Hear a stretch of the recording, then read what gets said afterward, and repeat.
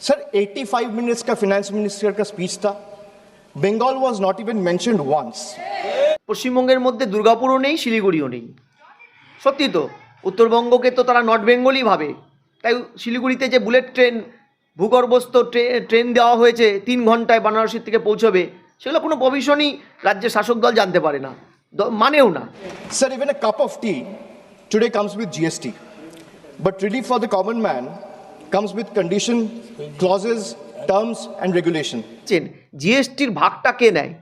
রাজ্য সরকার পায় না। আজকে সারা ভারতবর্ষে যখন তেলের দাম বেড়ে গেছিল, জ্বালানি তেল, সব সরকার নিজের অংশের ট্যাক্সটা কমিয়েছিল। এই সরকার কমায়নি, মানুষকে কিন্তু রিলিফ দেয়নি। গ্যাসের দাম বেড়ে গেলে প্রত্যেকটা সরকার, কেরল, গুজরাট, বিজেপি শাসিত, বাম শাসিত, অন্য রিজনাল পার্টি শাসিত রাজ্যগুলো জিএসটির ভাগটা কমিয়ে নেয়, নিজের অংশটা জনগণকে রিলিফ দিতে। এই সরকার কি কমিয়েছে? এই বড় বড় লেকচারগুলো মারার আগে নিজের ইয়েটা দেখে নিক, নিজের ঝোলায় দেখে নিক। আমি নিজে আচরণ করলাম না, আর পার্লামেন্টে দাঁড়িয়ে চিৎকার করলাম। যুবসাথী প্রকল্প নিয়ে বড় খবর আজকে মমতা বন্দ্যোপাধ্যায় ঘোষণা করেছে। ইতিমধ্যেই যারা জানেন না তাদের জন্য বলি, এই যে প্রকল্পটা, এটা 15ই আগস্ট 2026 থেকে শুরু হওয়ার কথা ছিল, কিন্তু মমতা বন্দ্যোপাধ্যায় ঘোষণা করেছেন 1 এপ্রিল থেকেই প্রকল্প শুরু হবে। এখন লালিপপ দিতে হবে। লালিপপ বুঝো তো, বাচ্চা কাঁদলে লালিপপ দিই। চাকরি পাওয়ার জন্য তাদের সহায়তা হিসাবে ধরুন ফর্ম ফিল আপ, গাড়িতে যাতায়াতের খরচ, ইন্টারভিউ দিতে যাওয়া, তার আগে তো অনেক খরচ হয়। তার বাবদই রাজ্য সরকারের তরফ থেকে 5 বছর পর্যন্ত এই সহায়তা টানা পাবেন। এই বেকার ঘুষটা দিচ্ছে, স্থায়ী চাকরি না দিয়ে যৎসামান্য জল খাওয়ার, বিড়ি সিগারেট খাওয়ার পয়সা দিচ্ছে। বিড়ি সিগারেট ওটা তো হয় না, এখন সিগারেট 50 টাকায়, হ্যাঁ সিগারেট খেতে পারবে না ওরা। 50 টাকায় সিগারেট একটা লোকের হয় না পার ডে। এই যে ফান্দে পড়ে বগা কান্দেরে, ওই মমতা কান্দা শুরু করেছে। তো এই মামলাটাই কিন্তু মমতা ব্যানার্জি সাংঘাতিক রকম ফেসে গেছে, ও আর পার পাবে না। ফলে এই ফান্দের থেকে বেরোনোর জন্য তিনি কিন্তু একের পর এক এই কপিল সিব্বলকে দিয়ে নোংরামিটা করছেন। নাকি সুপ্রিম কোর্টও বিজেপি?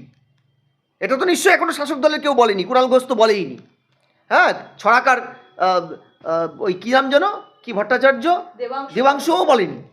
আমি বলছি বেহায়া মুখপাত্রগুলোকে পড়াশোনা করো। জনগণ এত পেটাবে না, মার খাওয়ার জায়গা শরীরে কোথাও থাকবে না।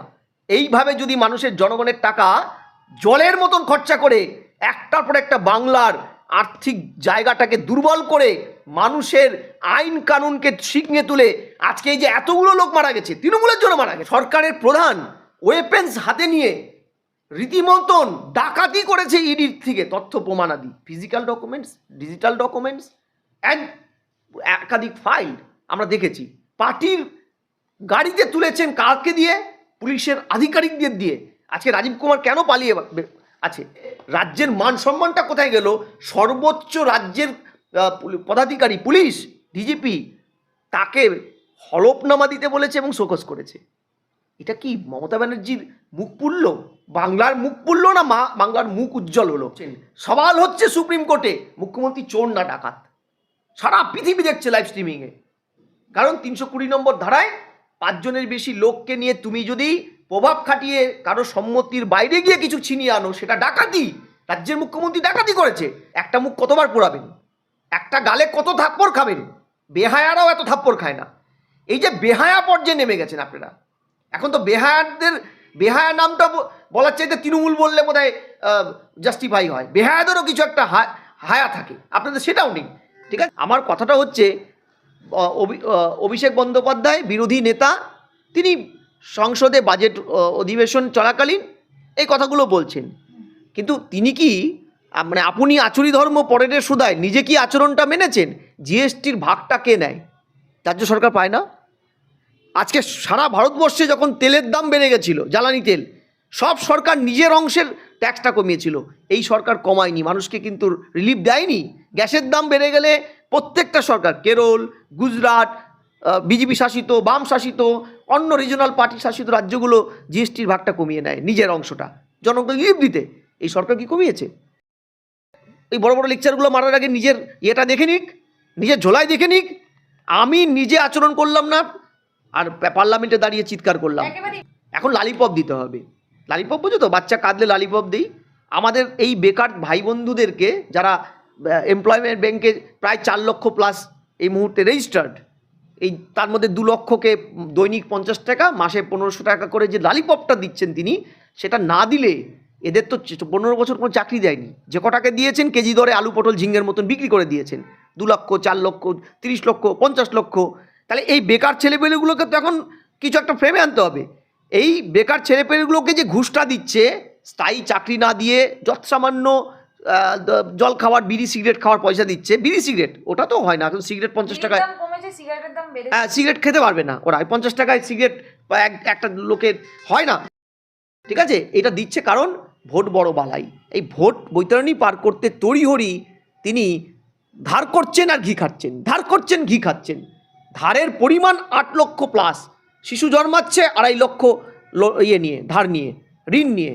ফলে এটা করছে অর্থনীতির চরম সর্বনাশ করে নিজের ভোট মেশিনারি, ভোট ব্যাংকটাকেই তিনি তুষ্ট করে যাচ্ছেন। তো জিএসটির টাকাটা ওর পিসিমণির সরকার পায় না, তো এটা কড়াই গন্ডায় বুঝে নেয়। জিএসটি তো শুধু সেন্ট্রাল নেয় না, স্টেট নেয় না।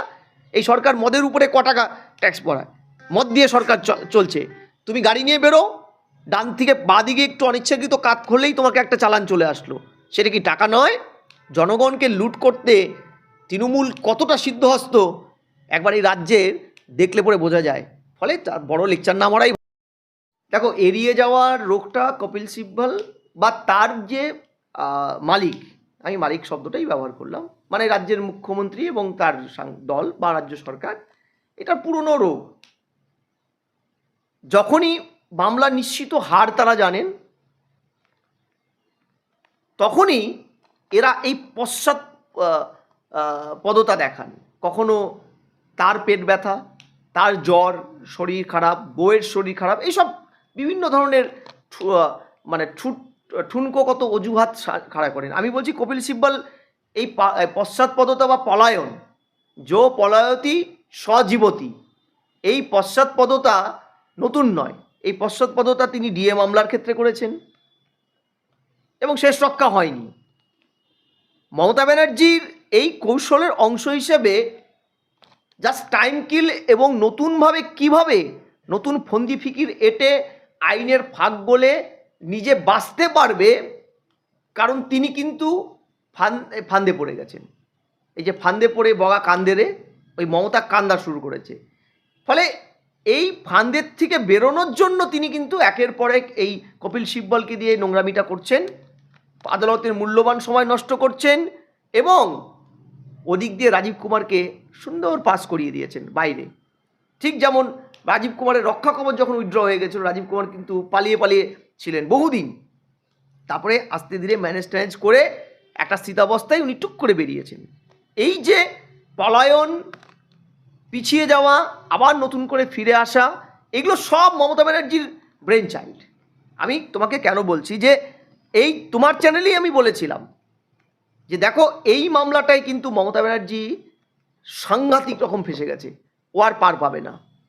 এবং ও দেওয়াল লিখনটা বুঝেছে। আজকে তুমি দেখো, ইডি আধিকারিকদের উপরে হামলা, ভারতবর্ষের কনস্টিটিউশনে মানে কোয়াসি ফেডারেল স্ট্রাকচার, অর্থাৎ সেন্টার সেন্ট্রিক স্ট্রাকচার, সেন্ট্রালে আইনটা প্রিভেল করে যে স্ট্রাকচারে, সেই স্ট্রাকচারটায় তুমি কেন্দ্রের আইনটা রাজ্যের সাথে সংঘাত হলে তুমি কেন্দ্রের আইনটা প্রিভেল করবে। আজকে এ রাজ্যে একটাও কেন্দ্রের আইন সোজা রাস্তায় হয় না। গতকালের সুপ্রিম শুনানিতে পরিষ্কার হয়ে গেছে এসআইআর বাধ্যতামূলক, অথচ রাজ্যের মুখ্যমন্ত্রীকে আমরা দেখলাম মুখ্যমন্ত্রীর প্যাডে তিনি সংবিধানের মানে কোন পদটা হোল্ড করে আছেন, 164 ধারায় তিনি রাজ্যের গভর্নমেন্টের প্রধান, তিনি ওই প্যাড ব্যবহার করে তিনি লিখছেন চিঠি নির্বাচন কমিশনকে এসআইআর বন্ধ রাখতে।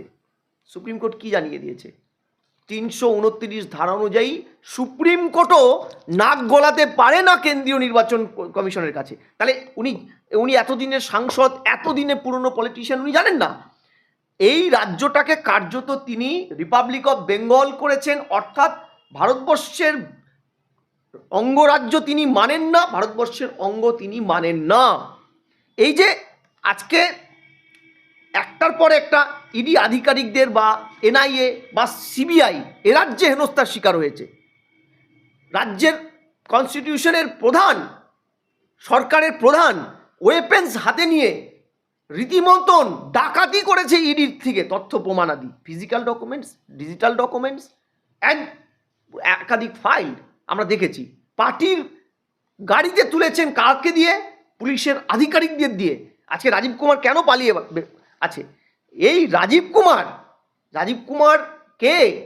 রাজীব কুমার অর্থাৎ লোপাট কুমার, যে রাজীব কুমারকে একটা সময় অভিযোগ মমতা ব্যানার্জি করতেন যে রাজীবকে ব্যবহার করে বুদ্ধবাবু বিরোধীদের ফোন ট্যাপ করতেন। আজকে সেই রাজীব কুমারকে তিনি তখন বিরোধী থাকাকালীন বলেছিল ক্ষমতায় আসতে পারলে আমি একে শাস্তি দেব।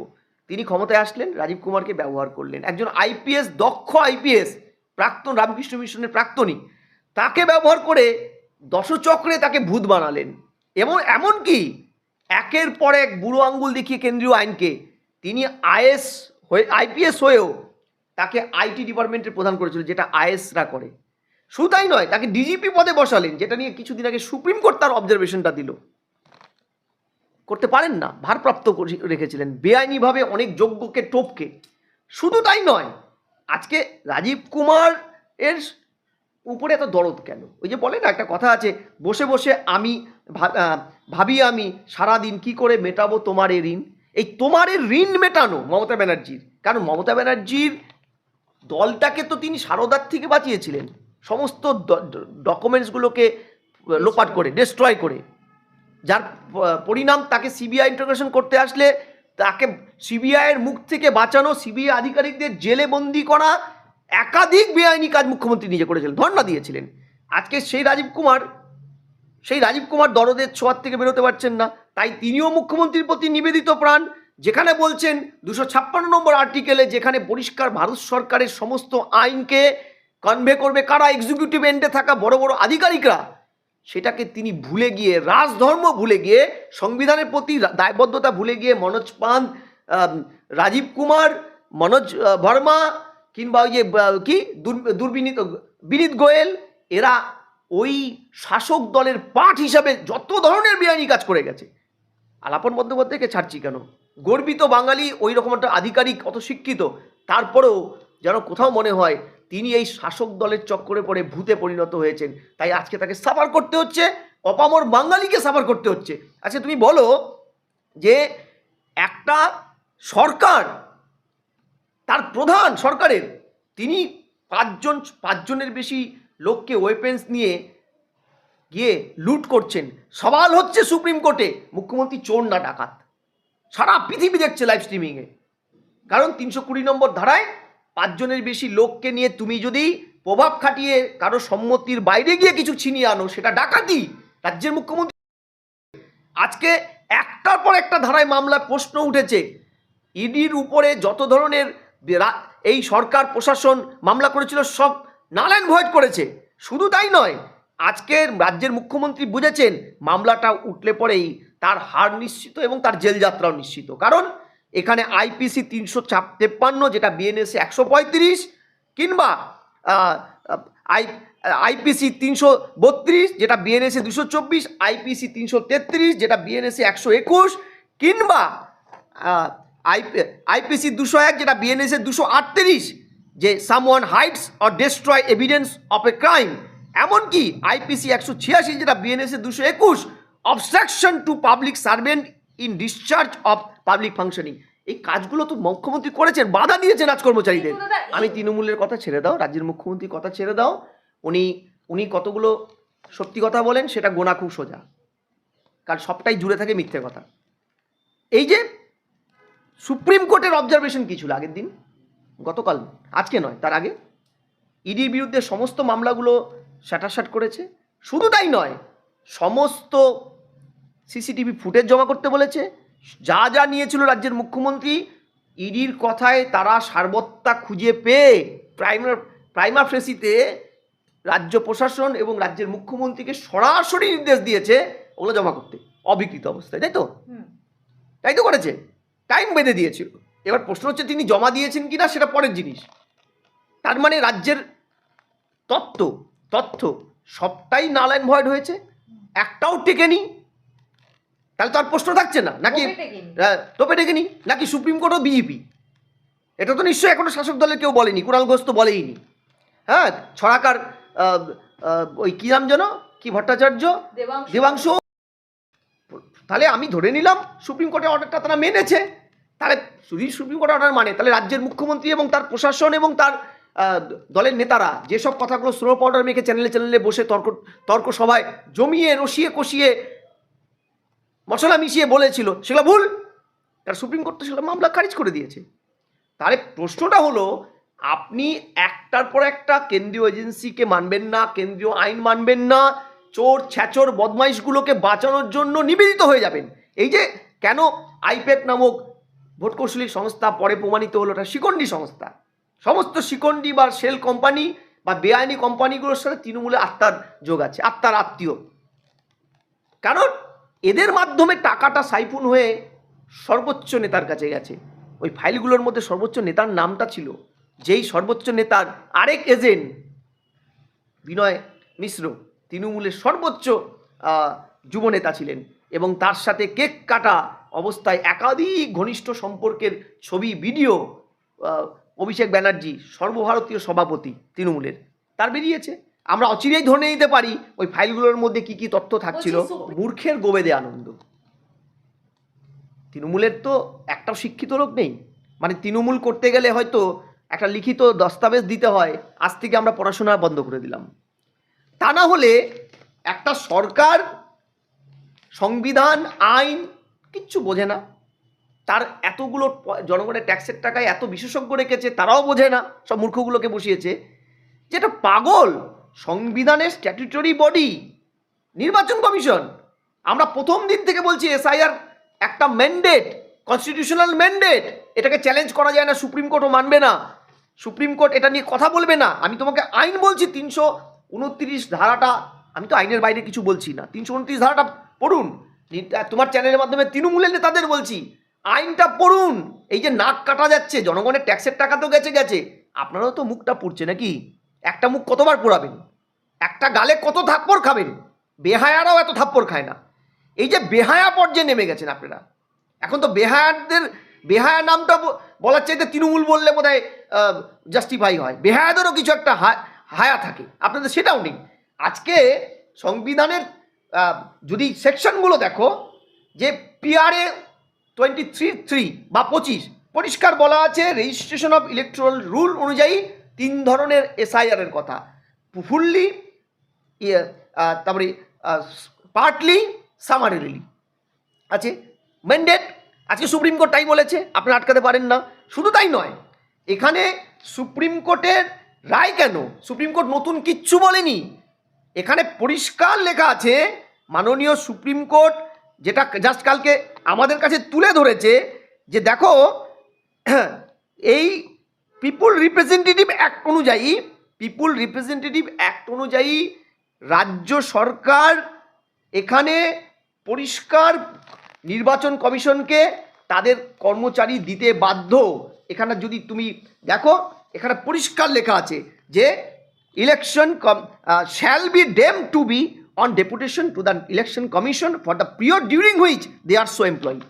দিতে বাধ্য, আপনি দেননি, 5 বার চিঠি করেছে নির্বাচন কমিশন। শুধু তাই নয়, নির্বাচনের 9 তারিখ 19 জানুয়ারি সুপ্রিম কোর্টের প্রধান বিচারপতি যখন 7 নম্বর পয়েন্টটা অর্ডারে বলেছিল, রাজ্যের আইন শৃঙ্খলা দেখার দায়িত্ব ডিজিপির এবং প্রত্যেকটা জেলার ডিএমএসপিদের হিয়ারিং সেন্টার এবং গোটা এসআর প্রক্রিয়া মসৃণভাবে করার অর্ডার দিয়েছিলেন তিনি। তারপরেও আমরা কি দেখলাম, ফারাক্কা, ইটাহার, চাকুলিয়া, বাসন্তী, কুলতলি, বাদুরিয়ায় বিশৃঙ্খলা হয়েছে। ফারাক্কার বিধায়কের বিরুদ্ধে কোনো মামলা করা হয়নি, একের পর এক মামলা হয়েছে। বিডিওদের বিরুদ্ধে হার্স অ্যাকশন তো দূরস্থ, একটা ন্যূনতম এফআইআর পর্যন্ত হয়নি। আজকে রাজ্যের মান সম্মানটা কোথায় গেল? সর্বোচ্চ রাজ্যের পদাধিকারী পুলিশ ডিজিপি তাকে হলফনামা দিতে বলেছে এবং শোকজ করেছে। এটা কি মমতা ব্যানার্জির মুখ পুড়ল, বাংলার মুখ পুড়ল, না বাংলার মুখ উজ্জ্বল হলো? আমি বলছি বেহায়া মুখপাত্রগুলোকে পড়াশোনা করো। জনগণ এত পেটাবে না, মার খাওয়ার জায়গা শরীরে কোথাও থাকবে না। এইভাবে যদি মানুষের জনগণের টাকা জলের মতন খরচা করে একটার পর একটা বাংলার আর্থিক জায়গাটাকে দুর্বল করে মানুষের আইন কানুনকে শিখে তুলে আজকে এই যে এতগুলো লোক মারা গেছে, তৃণমূলের জন্য মারা গেছে। আজকে 8,555 জন তুমি দিচ্ছ আধিকারিক, এতদিন তুমি দেওনি কেন? কেন? আজকে এই যে লজিক্যাল ডিসক্রিপেন্সিস কেন হলো? সুপ্রিম কোর্ট পর্যন্ত মেনে নিয়েছে যে রাজ্যের কর্মচারী দেয়নি বলে অন্য রাজ্যের কর্মচারী আনতে হয়েছে যারা বুঝে উঠতে পারেনি। তারপরেও তৃণমূলের লজ্জা আছে, এগুলো নিয়ে কাউন্টার দিচ্ছে। আগামীতে আমি তোমায় বলছি, এই কারণে একটার পর একটা টাইম চেঞ্জ হচ্ছে। এরা এই ফাইনাল লিস্টটা যদি 21 এন্ড অফ দ্য মান্থ 28 তারিখেও যদি বেরোনোর সুযোগ থাকে, 21 বা 28 ফেব্রুয়ারি, সেখানেও দেখবে মামলা করবে এটাকে।